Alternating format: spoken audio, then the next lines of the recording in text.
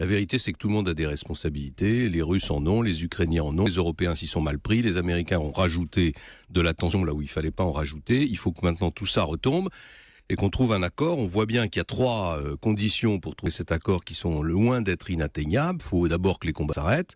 Il faut retirer les armes lourdes des deux côtés.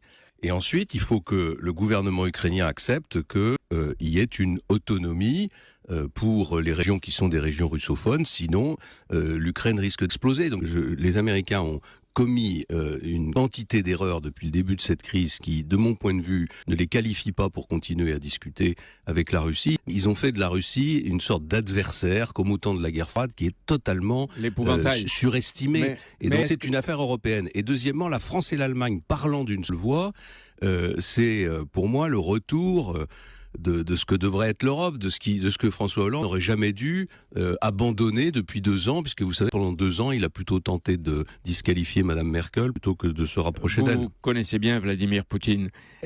On se demande, qu'est-ce qu'il veut ? Est-ce qu'il veut annexer toute l'Ukraine ? Est-ce qu'il veut dévorer un à un les anciens États qui se sont libérés de l'URSS de Staline ? Qu'est-ce qu'il veut ? Je ne lis pas dans le cerveau de Vladimir Poutine. Je dis simplement que je n'ai jamais cru que la Russie et la volonté d'annexer l'Ukraine. Je pense que c'est un fantasme occidental, que c'est un fantasme européen, que c'est un fantasme américain, mais que ça n'est en aucun cas une volonté russe. Ce que les Russes veulent, c'est évidemment ne pas avoir à leur porte un pays qui soit un ennemi de la Russie. Donc ils veulent pas avoir à leur porte un pays totalement intégré à l'Union européenne et totalement intégré à l'alliance militaire qui s'appelle l'OTAN. Il se trouve qu'on a poussé les deux de façon irresponsable et qu'on est arrivé à cette situation. Et aujourd'hui, le courage n'est-il pas de dire à l'OTAN, qui est souvent le bras armé des États-Unis, bas les pattes ? Mais bien sûr, l'OTAN ne doit pas se mêler de cette affaire.